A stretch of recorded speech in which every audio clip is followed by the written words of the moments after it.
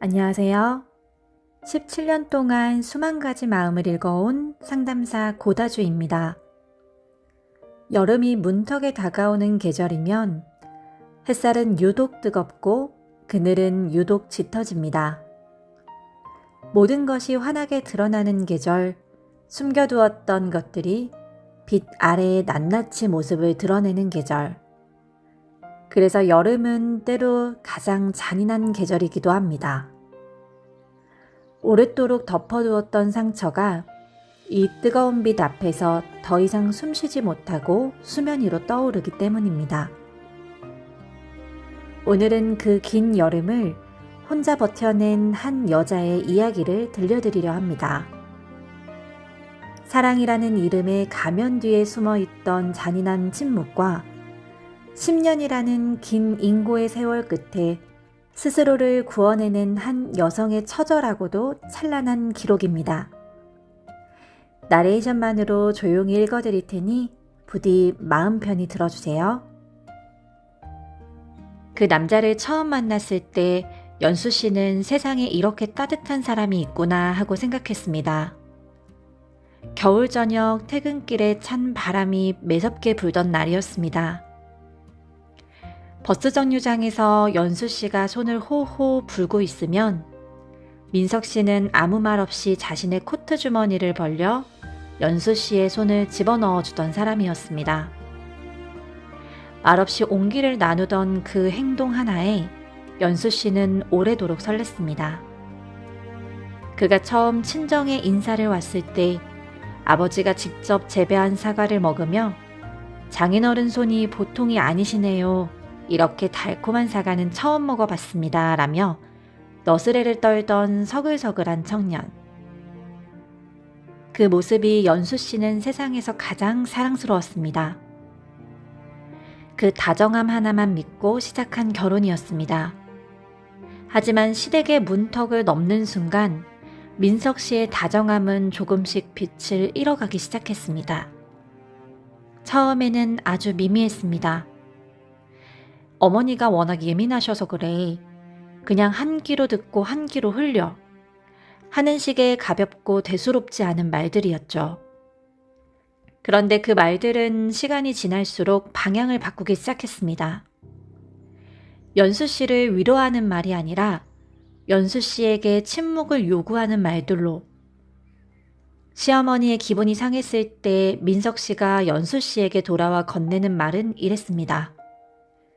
그냥 네가 좀 참아. 어머니가 그런 분이셔.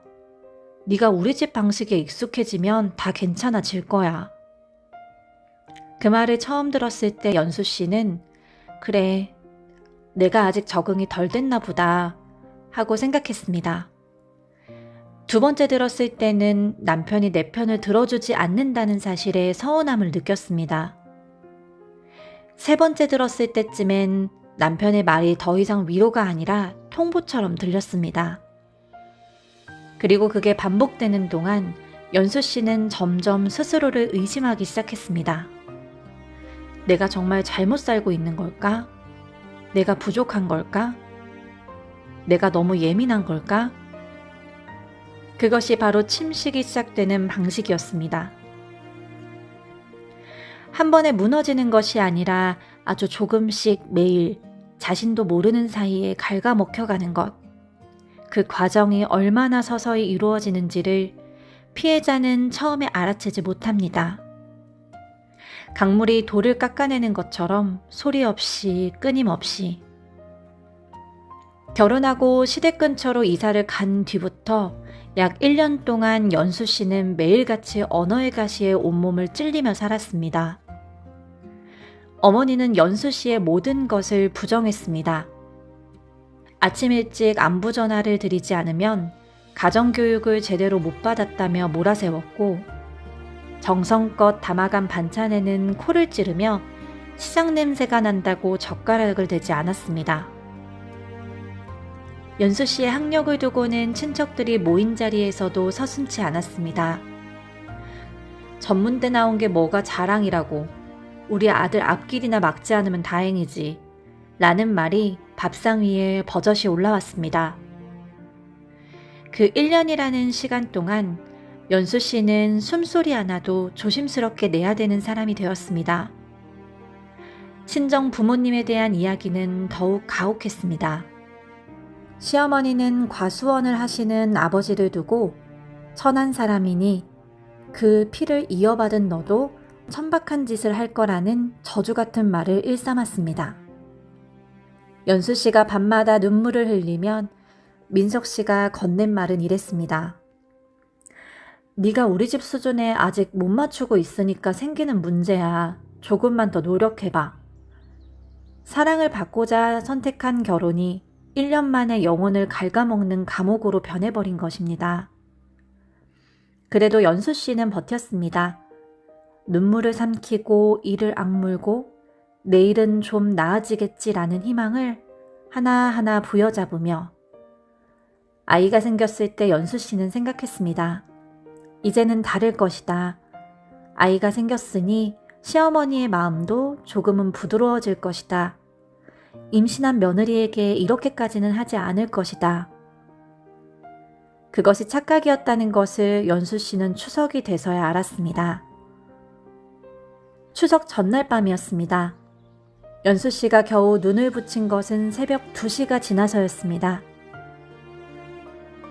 시댁 식구 20명분의 전을 부치고 나물 20가지를 다듬고 만삭의 몸으로 허리가 끊어질 것 같은 통증을 참으며 하루 종일 주방에 서 있던 날이었습니다. 뱃속에 아이가 발로 차는 느낌에 잠시 등받이에 기대려고 해도 이렇게 중요한 날 어디서 게으름을 피우냐는 타박이 따라왔습니다. 그리고 잠든 지 불과 2시간도 채 되지 않아 거실에서 헛기침 소리가 들려왔습니다. 시어머니의 목소리는 명절 새벽 4시에도 날이 서 있었습니다. 해가 중천이라는 말은 아직 새벽빛도 퍼지지 않은 창밖을 내다보면 이해하기 어려운 표현이었습니다만 시어머니의 눈에 잠든 며느리란 언제나 게으른 며느리였습니다. 연수 씨는 부은 다리를 억지로 끌고 자리에서 일어났습니다. 옆에 누운 민석 씨가 눈을 비비며 깨어났습니다. 하지만 그는 아내의 부은 발목이 보이지 않았습니다. 아내의 힘겨운 숨소리에 귀 기울이지 않았습니다. 어머니가 부르시잖아. 어서 빨리 나가봐. 그 마디가 전부였습니다. 주방으로 나가는 길목마다 시어머니의 감시가 이어졌습니다. 행주 하나 짜는 법부터 나물 무치는 손놀림까지 하나하나 트집을 다 잡았습니다. 친정에서 교육을 어떻게 받았길래 손끝이 그렇게 야무지지 못하냐는 말이 칼날처럼 날아왔습니다. 잠시 식탁 의자에 앉으려 했을 때 민석 씨가 주방으로 들어왔습니다. 냉장고를 뒤적이며 그가 한 말은 이것이었습니다. 여보, 우리 엄마도 저 연세에 서서 일하시는데 네가 앉아있으면 모양새가 좀 안 좋잖아. 조금만 힘내. 그 말 속에는 사랑이 없었습니다.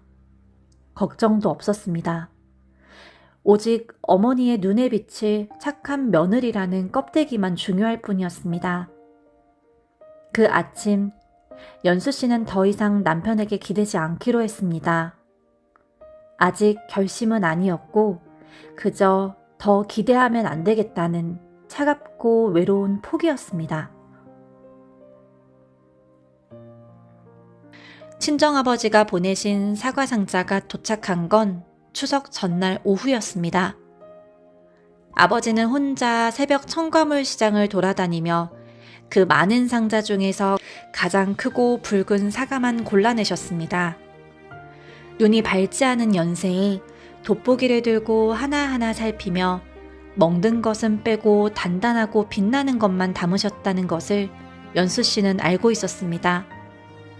상자 안에는 삐뚤삐뚤한 글씨로 손수 적으신 편지도 있었습니다. 그 상자를 본 어머니의 첫마디는 이것이었습니다. 사돈어른이 보내신 이 사과가 어디 시장바닥에서 굴러다니던 걸 주워온 거니? 냄새나서 못 먹겠으니 당장 갖다 버려라. 그리고 사과 접시를 발로 차며 거실 바닥에 쏟아버렸습니다. 연수 씨는 바닥에 흩어진 사과들을 내려다보았습니다. 아버지가 새벽부터 골라내신 사과들이 나뒹굴고 있었고 뱃속에 아이가 발차기를 했습니다. 목구멍 끝까지 서러움이 차올랐습니다. 민석 씨가 다가왔습니다. 연수 씨는 그 순간 제발 하는 마음으로 남편을 바라봤습니다. 제발 이번 한 번만, 제발 한마디만 해주면 좋겠다. 어머니 그건 심하셨어요. 딱 한마디만. 하지만 민석 씨가 한 것은 사과 조각들을 발로 치우며 아내에게 말하는 것이었습니다. 여보, 어머니 기분 상하시게 왜 울어? 사과가 좀 멍들 수도 있지. 그걸 가지고 유세야? 얼른 닦고 어머니께 사과드려. 연수 씨는 그 말을 들으며 생각했습니다. 아, 이 사람은 내 편이 아니었구나. 처음부터 내 편이 아니었구나. 연애 시절의 그 다정함은 진심이 아니었던 것이다. 아니, 진심이었을지도 모르지만 그 진심은 자신에게 아무 위협도 없을 때만 작동하는 조건부였구나. 바닥에 무릎을 꿇고 사과를 줍는 연수 씨의 손이 떨렸습니다. 눈물은 이미 말라 있었습니다. 그 대신 무언가 단단하고 차가운 것이 가슴 안쪽에서 천천히 굳어가기 시작했습니다. 추석 당일 아침, 한창 손님 맞이 준비로 부산하게 돌아가던 그 집에 전화가 한 통 걸려왔습니다. 친정엄마의 목소리는 떨리고 있었습니다. 연수야, 아버지가 갑자기 쓰러지셨어. 지금 응급실인데 의식이 없으시단다. 연수 씨의 심장이 순식간에 바닥으로 떨어지는 것 같았습니다. 앞치마를 벗지도 못한 채 거실로 달려갔습니다. 손이 떨리고 목소리가 떨렸습니다. 어머님께 친정아버지가 쓰러지셨다며 빨리 가봐야 될 것 같다고 이야기를 했습니다. 시어머니는 들고 있던 찻잔을 탁 내려놓으며 연수 씨를 빤히 쳐다봤습니다. 지금 손님들이 들이닥칠 시간인데 네가 어딜 가겠다는 거니? 사돈어른 돌아가신 것도 아닌데 왜 이렇게 유난이야? 민석 씨도 거들었습니다. 여보, 일단 차례는 지내고 가야지. 장인어른 병원에 엄마도 계시잖아. 네가 지금 가면 이 많은 음식 누가 차려? 연수 씨는 그 말을 들은 순간 8년이라는 세월 동안 눌러두었던 무언가가 툭 하고 끊어지는 소리를 들었습니다. 아주 선명하게. 사람이 죽어간다잖아요. 지금 제사가 중요해요? 내 아버지가 돌아가실지도 모른다는데 어떻게 그런 말을 하냐고 처음으로 소리를 질렀습니다. 8년 만에 처음으로. 시어머니는 그 목소리에 분노했습니다. 어디서 시어머니한테 대들어? 거지 같은 집구석에서 자란 티를 꼭 이렇게 내야겠어? 그리고 옆에 있던 식혜 그릇을 연수 씨의 얼굴에 확 끼얹었습니다. 차가운 식혜가 얼굴을 타고 흘러내렸습니다. 달라붙는 밥알들, 흥건히 젖은 앞치마, 시어머니는 소리를 질렀습니다. 그리고 민석 씨는 아내를 말리지 않았습니다. 오히려 연수 씨의 어깨를 미치며 말했습니다. 너 진짜 미쳤구나. 엄마한테 사과해. 안 그러면 오늘로 끝인 줄 알아. 연수 씨는 그 얼굴을, 그 눈빛을 오래 바라봤습니다. 차가운 식혜가 뺨을 타고 흐르는 동안 연수 씨는 울지 않았습니다. 그래, 끝내자고. 당신 같은 인간들 2번 다시 안 봐. 라는 말을 내뱉고 연수 씨는 앞치마를 갈기갈기 찢어 거실 바닥에 던졌습니다. 맨발에 슬리퍼만 신은 채 현관문을 열었습니다. 등 뒤로 빈털터리로 쫓겨날 줄 알아 미자료 한 푼도 없어라는 소리가 들려왔습니다. 하지만 연수 씨는 돌아보지 않았습니다. 빗속으로 나서는 그 걸음이 8년의 감옥에서 나오는 첫걸음이었습니다. 병원 복도에 도착했을 때 연수 씨는 식혜가 아직 채 마르지 않은 얼굴로 복도에 주저앉아 소리 없이 울었습니다. 아버지는 산소호흡기에 의지해 간신히 숨을 몰아쉬고 계셨습니다. 병실 문 너머로 보이는 아버지의 얼굴은 하얗게 발해 있었습니다. 엄마는 연수 씨의 꼴을 보는 순간 바닥에 주저앉아 통곡하셨습니다. 우리 딸이 뭘 그리 잘못했다고, 우리 딸이 대체 뭘 잘못했다고. 그날 이후 연수 씨의 삶은 전쟁터였습니다. 시댁에서는 정말 연락 한 통이 없었고 대신 얼마 지나지 않아 변호사를 통해 이혼 서류가 날라왔습니다. 내용은 가혹했습니다. 유책 배우자는 연수 씨며 재산 분할과 위자료는 일절 없다. 아이 양육권도 포기해라. 말도 안 되는 요구들이었지만 그들은 진심이었습니다. 돈은 없었고 아이는 곧 태어날 예정이었고 병원비며 생활비며 막막하기만 했습니다. 시댁 식구들은 사람을 시켜 연수 씨를 조롱하는 말을 전했습니다. 전문대 나온 주제에 애를 키우면서 뭘 하겠냐. 그냥 아이만 낳고 양육권을 포기하는 게 네 팔자에 맞는 길이다. 그 말들은 연수 씨의 가슴에 대모처럼 박혔습니다. 하지만 병상에서 스스로 눈을 뜬 아버지가 연수 씨의 손을 잡으며 말씀하셨을 때 연수 씨의 눈물이 멎었습니다. 아버지는 소리 없이 울고 계셨습니다. 미안하다. 아버지가 더 잘해줬어야 했는데. 미안하다, 연수야. 연수 씨는 그 손을 꽉 쥐었습니다. 그리고 생각했습니다. 절대 지지 않겠다. 절대로. 저들이 감히 쳐다보지도 못할 곳으로 올라가겠다. 그게 내가 할 수 있는 유일한 복수다. 그것은 분노였고 동시에 결심이었습니다. 차갑고 단단한, 쉽게 부서지지 않을 종류의 결심. 아이를 낳고 몸조리도 제대로 못한 채 연수 씨는 일을 시작했습니다. 낮에는 식당에서 서빙을 하고 밤에는 편의점에서 야간 알바를 했습니다. 갓난아이를 업고 달리던 그날이 얼마나 버거웠는지는 겪어보지 않은 사람은 알 수 없습니다.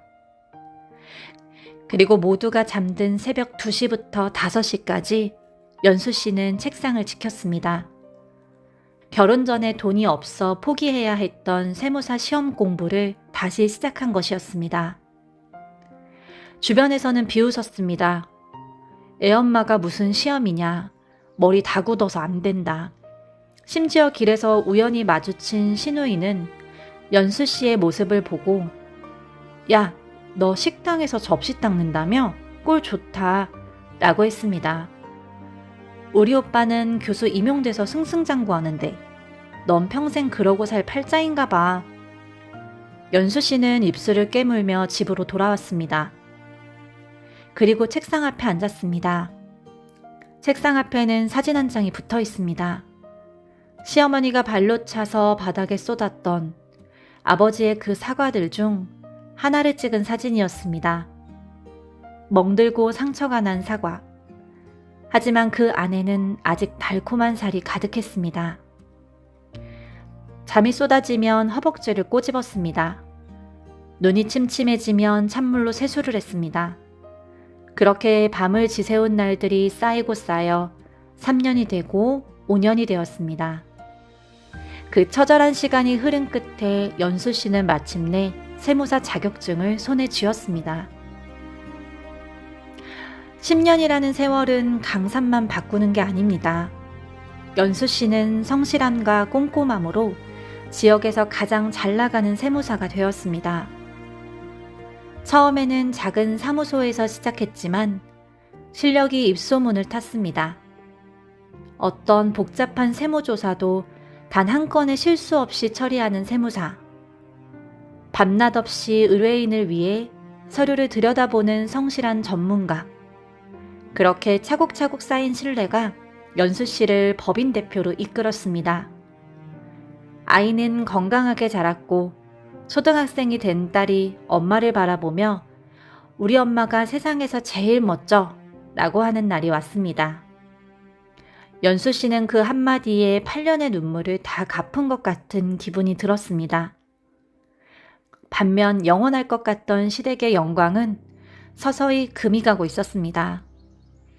민석 씨는 교수가 됐지만 무리하게 사업에 손을 댔다가 사기를 당해 큰 빚을 졌다는 소식을 들었습니다.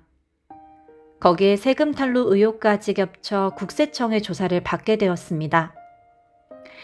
파산 직전까지 몰린 그들은 세무조사 방어기재라는 소문이 자자한 전문가를 수소문했습니다. 지인의 소개로 찾아가게 된 그 사무실 대표의 이름은 연수였습니다. 상담실 문이 열리고 잔뜩 위축된 민석 씨의 모습과 여전히 화려한 차림이지만 안색이 파리한 시어머니가 들어왔습니다. 연수 씨는 서류를 내려다보며 천천히 의자를 돌렸습니다. 어서 오세요. 상담 예약하신 김민석 씨 맞으신가요? 연수 씨의 목소리를 듣는 순간 두 사람의 얼굴은 순식간에 사색이 되었습니다. 시어머니가 들고 있던 핸드백이 바닥에 툭 떨어졌고 민석 씨는 입을 벌린 채 얼어붙었습니다. 저를 아시나요? 저는 이 법인의 대표 세무사 연수라고 합니다. 상담 시작할까요? 시어머니는 믿을 수 없다는 듯 연수 씨에게 달려들었습니다. 식당에서 일한다는 네가 무슨 세무사냐며 소리를 질렀습니다. 연수 씨는 비서에게 눈짓을 했고 경호원들이 조용히 시어머니를 제지했습니다. 연수 씨는 서류 파일을 넘기며 담담하게 말했습니다. 상담실에서 소란을 피우시면 곤란합니다. 그리고 민석 씨, 사업체 장부를 보니 가공경비가 수억 원이네요. 이거 제대로 소명 못하면 실형입니다. 아시죠? 민석 씨는 연수 씨 앞에 무릎을 꿇었습니다. 연수야, 아니 연수 씨, 제발 한 번만 살려줘. 우리가 잘못했어. 그때 내가 정말 미쳤었나 봐. 우리 딸도 생각하고 한 번만 도와주면 안 될까? 시어머니도 울먹이며 매달렸습니다. 세아가, 아니 세무사님, 우리 아들 감옥 가면 우리 집안 끝이야. 제발 예정을 생각해서라도. 연수 씨는 그들의 손을 차갑게 뿌리쳤습니다. 그리고 조용하지만 흔들리지 않는 목소리로 말했습니다. 예정이요? 제 앞에서 친정부모님을 거짓 취급하고 만삭인 저에게 식혜를 끼얹으며 쫓아낼 때 그 정은 어디에 있었나요? 시장통 냄새가 난다던 제 친정아버지는 작년에 돌아가셨습니다. 당신들이 짓밟은 것은 사과 한 상자가 아니라 한 사람의 삶이었어요. 연수 씨는 서류를 그들의 면전에 던져버렸습니다. 상담 종료입니다. 세무 비용이 꽤 비쌉니다만 파산 직전이라 감당이 되실지 모르겠네요. 그냥 법대로 처벌받으세요. 그게 당신들에게 가장 어울리는 결말이니까요. 연수 씨가 자리에서 일어나 상담실 문을 향해 걸어가는 동안 그들은 고개를 들지 못했습니다.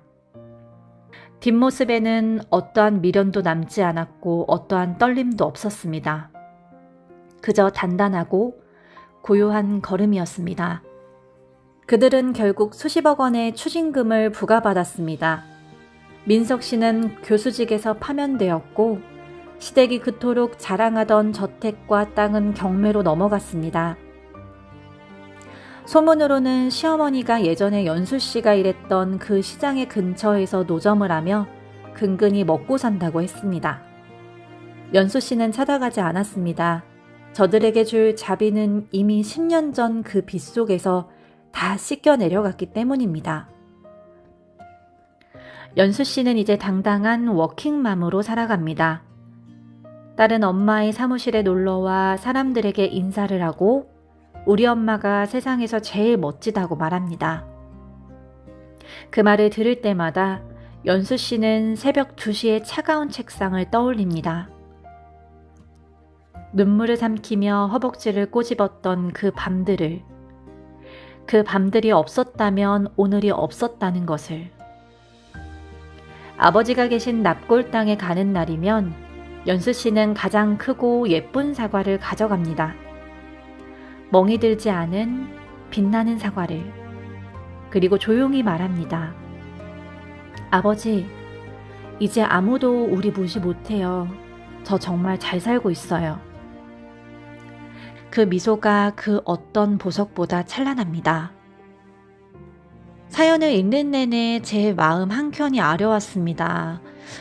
17년 동안 상담 일을 하면서 저는 수많은 종류의 아픔을 마주해 왔습니다. 신체적 폭력의 상처, 사람의 배신의 상처. 하지만 그 중에서도 가장 오래, 가장 깊이 사람을 무너뜨리는 것은 다름 아닌 가장 가까운 사람의 침묵이라는 것을 저는 압니다. 시어머니의 폭력은 잔인했습니다. 하지만 그것보다 연수 씨를 더 깊이 파괴한 것은 바로 민석 씨의 침묵이 아닐까 싶습니다. 내가 사랑하는 사람이, 내가 믿은 사람이 나를 지켜보면서 아무것도 하지 않는다는 것. 그것이야말로 영혼을 가장 처절하게 잠식하는 방식입니다. 심리학적으로 보면 민석 씨는 전형적인 수동적 가해자의 모습을 보여줍니다. 직접 손을 대지 않았으니 자신은 잘못한 것이 없다고 여기는 사람. 하지만 폭력이 일어나는 자리에서 침묵하는 것. 피해자에게 네가 참아야 된다고 말하는 것. 그것은 폭력에 동참하는 것과 다르지 않습니다. 오히려 어떤 면에서는 직접적인 가해자보다 훨씬 더 깊은 상처를 남기기도 합니다. 낯선 사람에게 대한 상처는 분노로 저항할 수 있습니다. 하지만 사랑하는 사람에게 당한 배신은 분노보다 먼저 자신을 의심하게 만들기 때문입니다. 연수 씨는 그 의심을 딛고 일어섰습니다. 제가 오늘 이 사연에서 가장 주목하고 싶은 것은 복수의 방법입니다. 연수 씨는 그들을 파괴하는 방법으로 복수하지 않았습니다. 오히려 가장 차갑고 가장 완벽한 방식을 선택했습니다. 자신을 그들이 감히 쳐다보지도 못할 곳으로 끌어올리는 것. 그들이 도움을 구해야 하는 사람이 되는 것. 그리고 그 자리에서 담담하게 문을 닫아주는 것. 이것이야말로 진정한 치유이자 해방입니다. 분노는 잠시 연료가 됩니다. 하지만 분노만으로는 멀리 가지 못합니다. 연수 씨는 분노를 연료로 삼되 그것을 자신의 성장으로 전환했습니다. 그 전환의 과정이 얼마나 외롭고 버거웠는지, 새벽 2시 차가운 책상에 얼마나 많은 눈물을 받아냈을지를 우리는 가늠조차 하기 어렵습니다. 지금 이 사연을 듣고 계신 분들 중에 혹시 연수 씨와 비슷한 자리에 계신 분이 있을까요? 무시당하고 침묵 속에 방치되고 내 편 하나 없는 것 같은 그 외롭고 추운 자리. 그 자리에서 저는 오늘 이 말씀을 드리고 싶습니다. 당신의 가치는 남이 정하는 것이 아닙니다. 시어머니가 당신의 친정을 폄하한다고 해서 당신의 뿌리가 천해지는 것은 아닙니다. 남편이 침묵한다고 해서 당신의 고통이 사라지는 것이 아닙니다.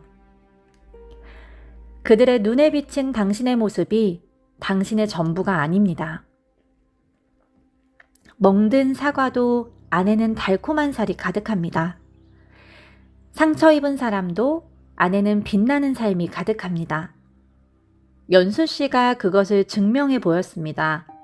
그리고 그 증명은 어떤 화려한 무기보다 강력합니다.